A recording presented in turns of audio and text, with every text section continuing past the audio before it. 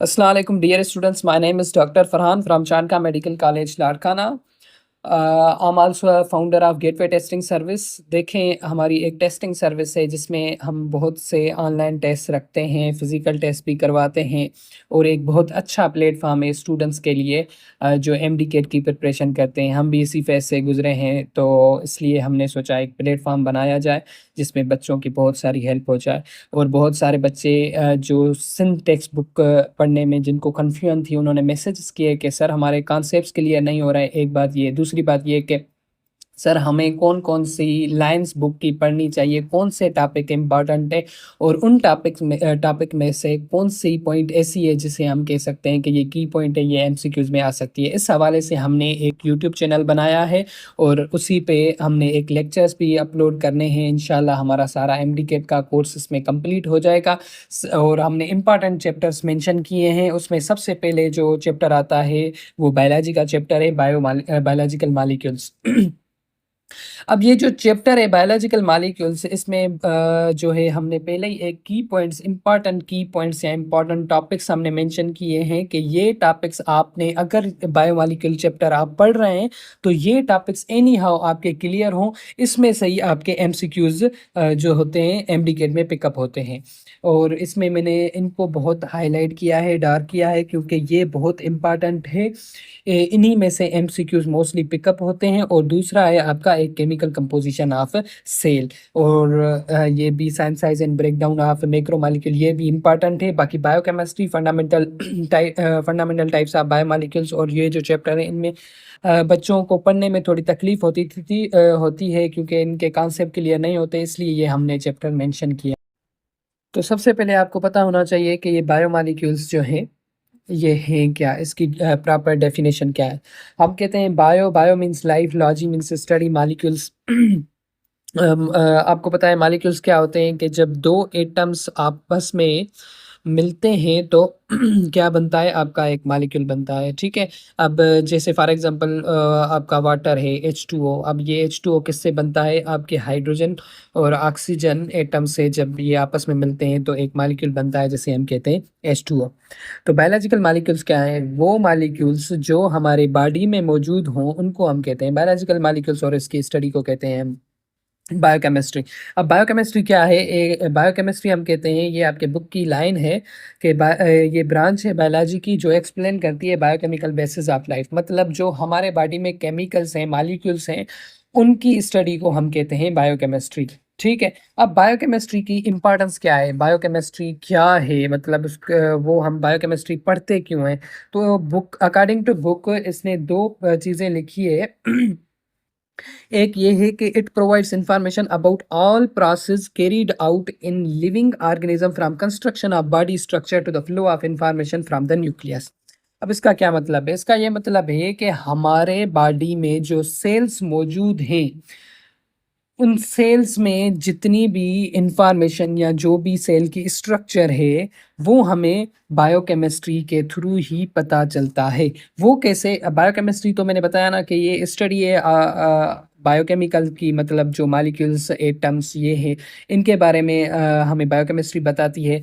तो इस लाइन का क्या मतलब है, इसका लाइन का ये मतलब है कि जब हमारा सेल है वो जब दूसरा सेल बनाता है, सेल डिवीजन होती है तो एक प्रॉपर हमारी बॉडी स्ट्रक्चर बन जाती है। तो वो कैसे होती है, वो on the basis of biomolecule changes के होती है। फॉर एग्जांपल हमारे सेल में न्यूक्लियस है, न्यूक्लियस में आपका डीएनए मौजूद होता है। ये डीएनए इंफॉर्मेशन फॉरवर्ड करता है टुवर्ड्स द राइबोसोम्स। हमारे साइटोप्लाज्म में राइबोसोम्स होते हैं। उस राइबोसोम जो होते हैं इसमें अंदर जो है आपके प्रोटीन साइंसाइज होते हैं। ठीक है। अमाइनो एसिड मिलके एक प्रोटीन बनाते हैं और प्रोटीन हमारे सेल को स्ट्रक्चर देते हैं और सेल ऐसे स्ट्रक्चरली मिलके हमारी बॉडी को एक स्ट्रक्चर देते हैं। तो ये इंफॉर्मेशन कौन लेके आता है, आरएनए, राइबोसोमल आरएनए, ये राइबोसोमल आरएनए क्या है, ये एक मॉलिक्यूल है, प्रोटीन भी मॉलिक्यूल है, डीएनए भी मॉलिक्यूल है। तो ये क्या हुए, ये आपके बायोकेमिकल्स हो गए, आपके बायोलॉजिकल मॉलिक्यूल्स होंगे, और इनकी स्टडी को हम क्या बोलते हैं, बायोकेमिस्ट्री। अगर हमारे सेल में अगर इनकी स्टडी करेंगे तो इसको कहते हैं बायोकेमिस्ट्री। तो ये बायोकेमिस्ट्री हमें इंफॉर्मेशन दे रही है कि जो भी प्रोसेस हमारे सेल में मौजूद होते हैं, हमारे बॉडी बनने से आपकी इंफॉर्मेशन सेल से लेके न्यूक्लियस से लेके प्रोटीन साइंसाइज तक या एंजाइम साइंसाइज तक, ये सारी इंफॉर्मेशन हमें बायोकेमिस्ट्री देती है। इसलिए ये बहुत इंपॉर्टेंट टॉपिक है बायोकेमिस्ट्री, या इंपॉर्टेंट एक ब्रांच है। दूसरी बात के अगर देखें इस डीएनए में कोई म्यूटेशन आ जाए, इस मॉलिक्यूल में कोई म्यूटेशन आ जाए, तो ये डीएनए प्रॉपर प्रोटीन नहीं बनाएगा। प्रॉपर प्रोटीन नहीं बनेंगे तो एक प्रॉपर आपका सेल स्ट्रक्चर नहीं बनेगा।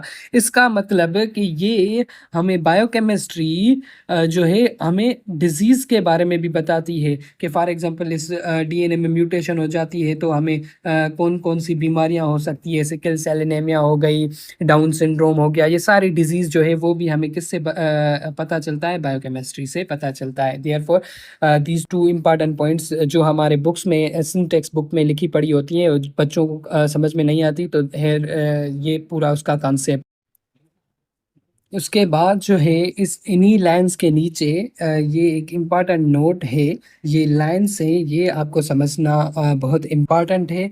इसमें कह रहा है कि आपका जो एक ऑर्गेनिज्म है ना, आपकी जो बॉडी है वो एक सिमिलर स्ट्रक्चर से बनती है।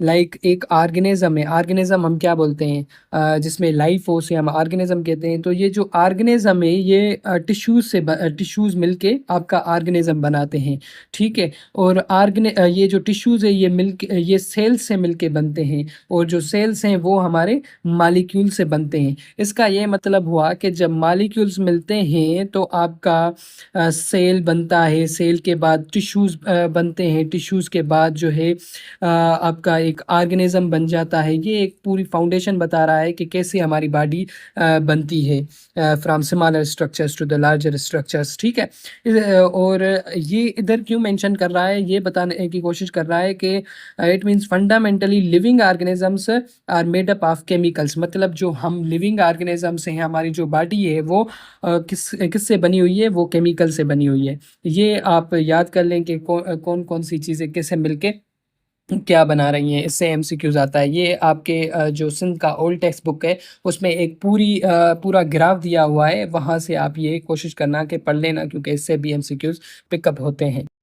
उसके बाद जो टॉपिक आता है वो होता है आपका केमिकल कंपोजिशन ऑफ सेल। इसका क्या मतलब है कि हमारा जो सेल है वो किन केमिकल से बना हुआ है, और उसमें कौन कौन से केमिकल्स मौजूद हैं, कितनी परसेंटेज में, ठीक है। तो ये कह रहा है कि all living organisms are structurally composed of cell. पता है आपको कि जो भी लाइफ है जो लिविंग ऑर्गेनिज्म में, वो सारे बने होते हैं आपके सेल्स के, ठीक है। और लिविंग सेल में जो हमारा सेल होता है, फंक्शनल सेल होता है, उसमें एक लिविंग मैटर होता है जिसे हम कहते हैं प्रोटोप्लाज्म। अब ये समझने की कोशिश करें कि प्रोटोप्लाज्म है क्या। आपको पता है कि ये एक सेल है, सेल में क्या होता है, डिफरेंट स्ट्रक्चर्स होती हैं। फॉर एग्जांपल एक मैंने सेल बनाया, उसमें एक न्यूक्लियस आपका आ गया, न्यूक्लियस के बाद साइटोप्लाज्म होता है, साइटोप्लाज्म के बाद सेल मेम्ब्रेन होती है, और इसके बाहर जो है अगर प्लांट सेल की बात करें तो इसमें सेल वॉल मौजूद होती है, ठीक है। अब प्रोटोप्लाज्म इसमें कौन सा पोर्शन है, अगर हम इसमें, आपको पता है ना सेल वॉल जो है एक नॉन लिविंग मटेरियल है, तो जो लिविंग पोर्शन सेल में आता है उसको हम कहते हैं protoplasm. For example cell membrane, ये भी एक फंक्शनल कंपोनेंट है हमारे सेल का, और ये लिविंग मटेरियल है। साइटोप्लाज्म आपका हो गया, ये भी आपका लिविंग पोर्शन है, और न्यूक्लियर मेम्ब्रेन ये भी आपकी लिविंग पोर्शन है। तो इनको हम मिला के क्या बोलते हैं, इनको हम कहते हैं प्रोटोप्लाज्म। तो अगर कोई एमसीक्यूज आ जाए या कोई आपसे पूछे टीचर, तो आप सिंपल बताना कि प्रोटोप्लाज्म में सिर्फ ये जो सेल वाल जो नॉन लिविंग मटेरियल है वो नहीं नहीं आता। जो लिविंग मटेरियल आते हैं, सेल मेम्ब्रेन, सेल मेम्ब्रेन हो गया, साइटोप्लाज्म हो गया, न्यूक्लियस होगा, ये लिविंग मटेरियल है, इनको हम कहते हैं प्रोटोप्लाज्म। और दूसरी बात, अगर ये हमने बताया ना कि ये पूरा सेल जो है आपका केमिकल से बना हुआ होता है। तो केमिकली अगर हम बात करें तो 70 टू 90% इसमें वाटर मौजूद होता है। मतलब ये बताने की कोशिश कर रहा है कि इस सेल में कौन कौन से मेजर मालिक्यूल्स मौजूद हैं। तो सबसे पहले इसने वाटर की बात की कि इसमें मोस्टली जो है सेल में जितना भी इसका वेट है या मटेरियल है, उसमें 70 टू 90% वाटर होता है। बाकी जो है 30 या 10% जो है दूसरे मालिक्यूल हैं। अगर इसमें से हम पानी को निकाल लें सेल में से, तो जो मटेरियल इस सेल में मौजूद होगा उसको हम कहेंगे ड्राई वेट ऑफ सेल। अब ज़ाहिर बात है कि अगर पानी हमने इधर से निकाल लिया तो इसमें प्रोटीन, कार्बोहाइड्रेट, लिपिड, ये मालिक्यूल्स बच जाएंगे, उनको हम कहेंगे ड्राई वेट ऑफ सेल। तो ये सिंपली कह रहा है कि उसमें जो मालिक्यूल्स होंगे उनको हम बायो मालिक्यूल्स कहते हैं। और आपको पता है बायो मालिक्यूल्स कौन से होते हैं, ये लिपिड, प्रोटीन, कार्बोहाइड्रेट ये हो गए। और जो मालिक्यूल्स या कंपाउंड्स लिविंग ऑर्गेनिज्म, मतलब सेल खुद उसको बनाए जिन ऑर्गेनिज्म को, उसको हम कहते हैं बायो मालिक्यूल्स। ठीक है। उसके बाद हम कहते हैं कि ये जो बायो मालिक्यूल्स हैं, ये फर्दर एलिमेंट से बनते हैं, एटम से बनते हैं। ठीक है। और मेजर एलिमेंट्स कौन से होते हैं जो इन बायो मालिक्यूल्स को बनाते हैं, मतलब लिपिड, प्रोटीन, कार्बोहाइड्रेट, ये एक क्या है, ये डिफरेंट एलिमेंट्स जो हैं मिलके आपका मालिक्यूल बनाते हैं ना। तो इन एलिमेंट्स में ये जो एलिमेंट्स हैं वो कौन से हैं जो हमारे ये बायो मालिक्यूल्स बना रहे हैं। मेजरली 6 एलिमेंट्स हैं। एक carbon, hydrogen, oxygen, nitrogen, phosphorus, sulphur. तो 98% जो है इस मालिक्यूल में, बायो मालिक्यूल में आपके ये एलिमेंट्स आ जाते हैं। इनको याद करने की ट्रिक है जिनोब्स, carbon, hydrogen, nitrogen, oxygen and phosphorus. उसके बाद एक बहुत इम्पॉर्टेंट ये आपके टेबल्स हैं जो मैंने सिंटेक्स बुक से लिए हैं। ये आपने एनी हाउ इस पे फोकस करना है, और जो मैं पॉइंट्स कहूँ ये लिख लो या याद कर लो, तो वो आपके इन्हीं में से इंशाल्लाह आपके एमसीक्यूज पिकअप हो सकते हैं। तो fundamental types of biochemical biomolecule topic है। इसमें इसका कहने का मतलब ये है कि जो हमारे बायोमॉलिक्यूल्स हैं, मेजरली कौन से हमारे सेल में मालिक्यूल्स होते हैं, मतलब ड्राई वेट ऑफ सेल में कौन से मालिक्यूल आ जाते हैं। उसमें carbohydrate, lipid, protein, nucleic acid है। अब ये टेबल्स जो हैं ये बताती हैं कि ये बायोमॉलिक्यूल से जो है किस चीज़ से बने होते हैं, किन छोटे छोटे मालिक्यूल से बने होते हैं, और उनके बीच में लिंकेज कौन सी है। ये लिंकेज बहुत इंपॉर्टेंट है।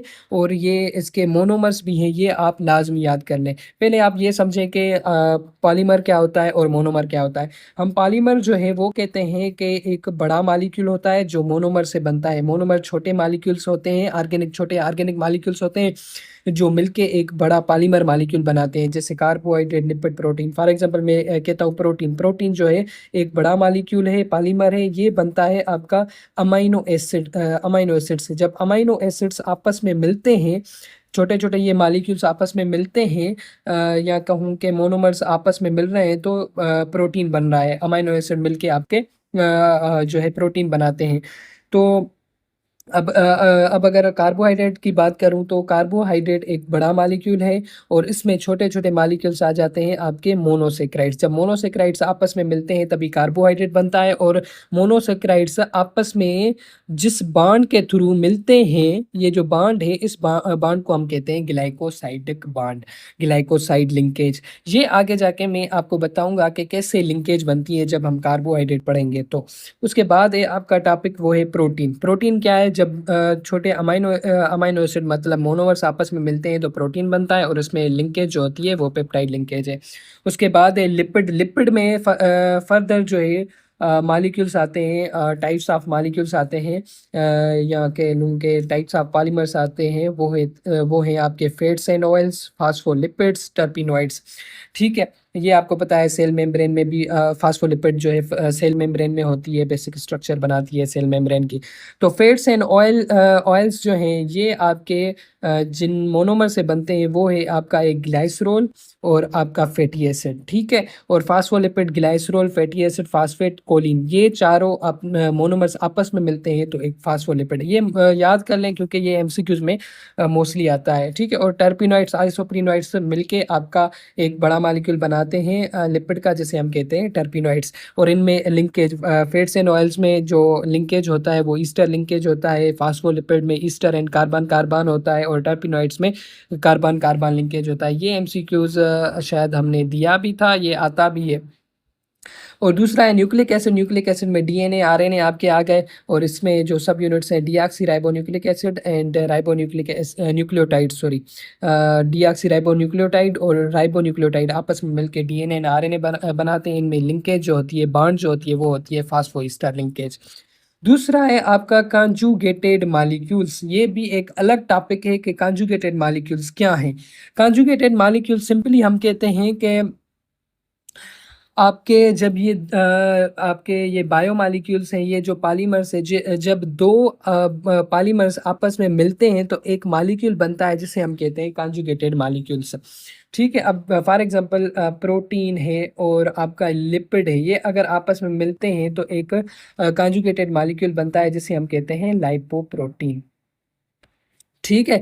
तो लाइपोप्रोटीन में डिफरेंट बायोमॉलिक्यूल्स आ जाते हैं, लार्ज मॉलिक्यूल, और उनके उनमें बॉन्ड्स भी जो हैं वो डिफरेंट डिफरेंट होते हैं, ठीक है। तो इसमें से आपने किस किस चीज़ को जो है याद करना था। इसमें आपको याद करना था कि कौन से सब यूनिट मिलके कौन सा बायोमॉलिक्यूल बनाते हैं, और इनके बीच में जो है लिंकेज कौन सी होती है।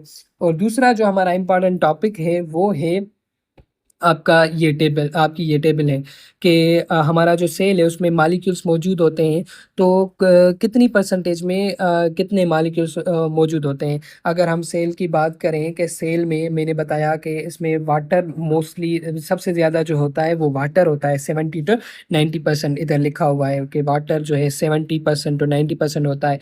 बैक्टीरियल सेल में कितना होता है और मेमेलियन सेल में, इन दो सेल्स को इन्होंने कंपेयर किया है।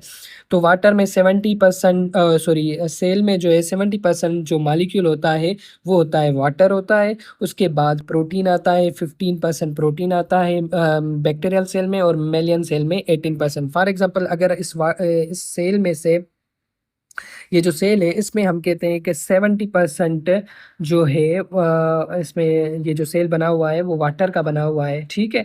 तो अगर वाटर की 70% निकाल लें 100 में से, तो बाकी 30%, उस 30% में जो सबसे ज़्यादा बायोमॉलिक्यूल आ रहा है वो है आपका प्रोटीन। तो सबसे ज़्यादा अगर पूछा जाए कि कौन सा सबसे ज़्यादा बायोमॉलिक्यूल है या पॉलीमर मौजूद है सेल में, तो आप बताएंगे प्रोटीन। और वो कितनी परसेंटेज में है, 15% इन बैक्टीरियल सेल, और मेमेलियन सेल में ये 18% लेता है, ठीक है। उसके बाद कार्बोहाइड्रेट 3-4%, ये आप परसेंटेज देख लेना और इसको अच्छी तरह से याद कर लेना। इसके बाद जो टॉपिक आता है वो है आपका synthesis and breakdown of macromolecules. Macromolecule बोल लो या पॉलीमर्स, जिसको मैंने आपको पहले ही बताया कि मैक्रोमॉलिक्यूल्स क्या होते हैं और पॉलीमर्स क्या होते हैं। तो मैंने बताया कि आपके जो पॉलीमर्स होते हैं ये बड़े मॉलिक्यूल हैं जो बनते हैं आपके छोटे मॉलिक्यूल से, जिनको हम कहते हैं मोनोमर्स। तो ये ये जो मोनोमर्स हैं ये कैसे मिलके पॉलीमर बनाते हैं, इस प्रोसेस को क्या बोलते हैं, और ये पॉलीमर जब टूटते हैं इनटू द मोनोमर्स तो उस प्रोसेस को हम क्या बोलते हैं, ठीक है। इस टॉपिक को समझने के लिए आपको बेसिक टर्मिनोलॉजी आनी चाहिए, ताकि आपकी यहाँ जो बुक की लाइंस हैं वो थोड़ी कॉम्प्लिकेटेड हैं, तो वो भी आप जब इन टर्म्स को समझ लेंगे तो इंशाल्लाह वो भी आपका कॉन्सेप्ट क्लियर हो जाएगा, मतलब बुक की लाइंस आप खुद ही पढ़ लेंगे। तो सबसे पहले है मोनोमर क्या होता है, पॉलीमर क्या होता है, कंडेंसेशन क्या है, हाइड्रोलाइसिस क्या है। मोनोमर हम कहते हैं स्मॉलर मॉलिक्यूल, जब छोटे मॉलिक्यूल्स आपस में मिलते हैं तो एक बड़ा मॉलिक्यूल बनाते हैं जिनको हम कहते हैं पॉलीमर्स। उसके बाद है व्हाट इज़ पॉलीमर। पॉलीमर एक लार्ज मॉलिक्यूल है जो मोनोमर से बना होता है, ठीक है। उसके बाद है कंडेंसेशन। कंडेंसेशन अब क्या है, देखें, कंडेंसेशन एक ऐसा प्रोसेस है जिसमें आपका जो पॉलीमर है, जो बड़े मॉलिक्यूल से आपके, वो छोटे मॉलिक्यूल से बनते हैं। मतलब ये जब छोटे मॉलिक्यूल्स आपके जो मोनोमर्स हैं, मोनोमर्स जब आपस में मिलते हैं तो पॉलीमर बनता है, और इस प्रोसेस में आपका वाटर का मॉलिक्यूल जो है वो रिमूव हो जाए, तो इसे हम कहते हैं कंडेंसेशन। फॉर एग्जांपल मैं आपको एक एग्जांपल दे के समझाता हूँ कि इसका कॉन्सेप्ट क्या है। देखिए, अमाइनो एसिड मैंने बताया था कि ये जो अमाइनो एसिड है ये मोनोमर मॉलिक्यूल्स हैं, छोटे मॉलिक्यूल्स हैं। जब ये अमाइनो एसिड आपस में मिलते हैं तभी आपका एक बड़ा मॉलिक्यूल बनता है जिसे हम कहते हैं प्रोटीन। अब ये किससे बना, किस प्रोसेस से बना, उस प्रोसेस को हम कहते हैं कंडेंसेशन। उसमें होता क्या है कि जब ये दो monomers for example amino acids आपस में मिल रहे हैं तो एक मोनोमर से आपका हाइड्रोजन निकलेगा, दूसरे से आपका ऑक्सीजन निकलेगा। जब ये ऑक्सीजन हाइड्रोजन आपस में निकलेंगे, ये मिलके एक तो आपका वाटर मॉलिक्यूल बन गया। ठीक है, जब ये वाटर रिमूव होगा इन मॉलिक्यूल से तो इनमें एक बॉन्ड बनेगी, बॉन्ड बनेगी, और ये मॉलिक्यूल्स आपस में मिल जाके एक पॉलीमर बनाएंगे जिसे हम कहेंगे प्रोटीन मॉलिक्यूल। ठीक है, आपका ये कॉन्सेप्ट क्लियर हो गया। उसके बाद है आपका हाइड्रोलाइसिस, और इसमें एक ये भी कंडेंसेशन में की पॉइंट थी कि इस वाटर को रिमूव करवाने के लिए आपको एक तो एंजाइम चाहिए, और दूसरा एनर्जी चाहिए। ये लिख लेना, ये आ सकता है। प्रॉपर एनर्जी चाहिए और एक एंजाइम चाहिए इस वाटर को रिमूव करवाने के लिए, और ये बॉन्ड फॉर्मेशन करने के लिए आपको एक एनर्जी चाहिए, और एंजाइम भी आपको ज़रूरी है। दूसरा है आपका hydrolysis. What is hydrolysis? Hydrolysis हम कहते हैं break down of polymers, large molecules जब टूट जाए इनटू मोनोमर्स, छोटे मॉलिक्यूल्स में, और by the addition of water, उसमें वाटर मॉलिक्यूल ऐड करें तो उसको हम कहते हैं हाइड्रोलाइसिस। ये कंडेंसेशन के जस्ट अपोजिट प्रोसेस है। ठीक है, वो कैसे, मैं आपको समझाऊं कि मैंने अभी आपको मेंशन किया कि जब ये अमाइनो एसिड आपस में मिलते हैं तभी आपका एक प्रोटीन मॉलिक्यूल बनता है by the removal of water molecule. अगर यही वाटर मॉलिक्यूल, इसमें हम हाइड्रोजन ऐड कर लें, इसमें हम ऑक्सीजन ऐड कर लें, तो ये बांड टूट जाएगा। जब ये बांड टूट जाएगा, ये तो एक फॉर एग्जांपल मिलजुल के एक प्रोटीन बन गया था, अब ये अमाइनो एसिड अलग अलग हो जाएंगे, अमाइनो एसिड अलग अलग हो जाएंगे। मतलब बड़ा मॉलिक्यूल प्रोटीन टूटा into the smaller molecule by the addition of water molecule, इसे हम कहते हैं हाइड्रोलाइसिस। ठीक है, इतने आई होप कि ये कॉन्सेप्ट आपको क्लियर हो गया होगा। उसके बाद इन्होंने एक एग्जाम्पल दिया है। तो ये जो एग्जाम्पल है वो ये है कि ड्यूरिंग मेटाबॉलिज्म मैक्रो मॉलिक्यूल्स जो हैं वो या तो बनते हैं या टूटते हैं in the cell when cell rebuild many of its structure. अब इसका क्या कॉन्सेप्ट है, ये कॉन्सेप्ट समझना बहुत आपके लिए इम्पॉर्टेंट है, तभी आपको बुक की लाइन्स जो है वो समझ में आएंगी। ठीक है, तो ये कह रहा है कि मेटाबॉलिज्म, ठीक है, आपको पता है कि मेटाबॉलिज्म ये है क्या। सिंपली मैं बताऊं तो मेटाबॉलिज्म होता है कि आपके मॉलिक्यूल्स बॉडी में बने, वो फिर टूट जाए, टूट के फिर बने, तो इसको हम कहते हैं मेटाबॉलिज्म। और ये हम प्रोसेस हमारे बॉडी में क्यों होता है, क्योंकि जब सेल हमारा जो सेल होता है, बॉडी में जो सेल होता है, वो जब न्यू सेल्स में कन्वर्ट होता है, आपके न्यू सेल्स बनते हैं, तो उसमें आपके पॉलीमर्स, मैक्रोमोलेक्यूल टूट के मोनोमर्स में आ जाते हैं, फिर ये मोनोमर्स मिलके पॉलीमर्स बनाते हैं, तो इस प्रोसेस को हम कहते हैं मेटाबॉलिज्म। तो ये एक एग्जांपल दे रहा है कि इन heterotrophs during digestion macromolecules broken down into the monomers by the hydrolysis with the help of hydrolytic, these monomers when reached to the cell again form macromolecule by the process of condensation। इसका क्या मतलब है, देखिए heterotroph से ये human being का ये example है कि जब एक ह्यूमन जो है क्या करता है, कोई फूड बोलस जो होता है वो आता है उनके आता है, वो मतलब इनटेक करते हैं। तो उस बोलस में जो है मैक्रो मॉलिक्यूल्स होते हैं, मींस पॉलीमर्स होते हैं, प्रोटीन फॉर एग्जांपल होते हैं। ठीक है, ये प्रोटीन हमारे डाइजेस्टिव सिस्टम में आके फिर ये टूटते हैं इनटू द मोनोमर्स में। ठीक है, डिफरेंट एंजाइम्स होते हैं जो पॉलीमर्स को तोड़ते हैं इनटू द मोनोमर्स में by the process of digestion. अब ये जब मोनोमर्स हमारे इंटेस्टाइन में आते हैं, स्मॉल स्मॉल इंटेस्टाइन में, तो उधर क्या होता है कि जो स्मॉलर मॉलिक्यूल्स हैं वो हमारे ब्लड वेसल्स में जो है एब्जॉर्ब हो जाते हैं। अब देखें, लार्जर मॉलिक्यूल्स तो हमारे ब्लड वेसल्स में एब्जॉर्ब नहीं हो सकती, इसलिए वो टूट के इनटू द स्मॉलर मॉलिक्यूल में आते हैं। फिर ये ब्लड वेसल्स से डिफरेंट टिश्यूज, हमारे बॉडी में जो डिफरेंट टिश्यूज है वहाँ जाते हैं मोनोमर्स, या फिर वहाँ से टिश्यूज से वो किसी सेल में दाखिल होते हैं। फिर ये सेल में दोबारा मोनोमर्स जो है कन्वर्ट हो जाते हैं इनटू द पॉलीमर मॉलिक्यूल में। यही प्रोसेस ये बताने की कोशिश कर रहा है। अब इधर इसने ये क्यों मेंशन किया, ये इसलिए मेंशन किया ताकि आपको समझ में आए कंडेंसेशन और हाइड्रोलाइसिस। अब इधर कंडेंसेशन कहाँ हो रही है और हाइड्रोलाइसिस कहाँ हो रही है। मैंने बताया जब ये पॉलीमर मॉलिक्यूल था, ये जब हमारे जीआईटी में टूट रहा था इनटू द मोनोमर्स में, मॉलिक्यूल्स में, तो इधर जब पॉलीमर्स टूटते हैं इनटू द मोनोमर्स, इस प्रोसेस को हम क्या बोलते हैं, इस प्रोसेस को हम कहते हैं हाइड्रोलाइसिस। तो ये एक एग्जांपल हो गया कि हमारे जीआईटी में large molecules during digestion process जो है हाइड्रोलाइसिस प्रोसेस होता है। ठीक है, और इसमें एंजाइम रिक्वायर्ड होता है, हाइड्रोलाइटिक एंजाइम। हाइड्रोलाइटिक एंजाइम क्या करता है, वाटर मॉलिक्यूल को ऐड करता है इनटू द मोनोमर्स में, मीन पॉलीमर में, तो वो टूट के मोनोमर देते हैं। फिर ये जब सेल में या टिश्यूज में आते हैं मोनोमर्स, तो ये फिर से पॉलीमर बनाते हैं और इस प्रोसेस को हम कहते हैं कंडेंसेशन। आई होप इधर तक आपका सारा कॉन्सेप्ट क्लियर हो गया होगा। इंशाल्लाह हमारा नेक्स्ट लेक्चर भी जल्दी आ जाएगा और ये चैप्टर इंशाल्लाह हम एक हफ्ते में या इससे भी कम जो है कंप्लीट करेंगे। उसके बाद इसमें इंपॉर्टेंट कौन से एमसीक्यूज आते हैं वो भी इंशाल्लाह मैं आपको प्रोवाइड करूंगा, और पास पेपर्स में से कौन कौन से टॉपिक्स थे जिनसे एमसीक्यूज पिकअप हुए थे, वो सारी इंफॉर्मेशन हम आपको व्हाट्सएप ग्रुप पे इंशाल्लाह फॉरवर्ड कर लेंगे। Thank you so much.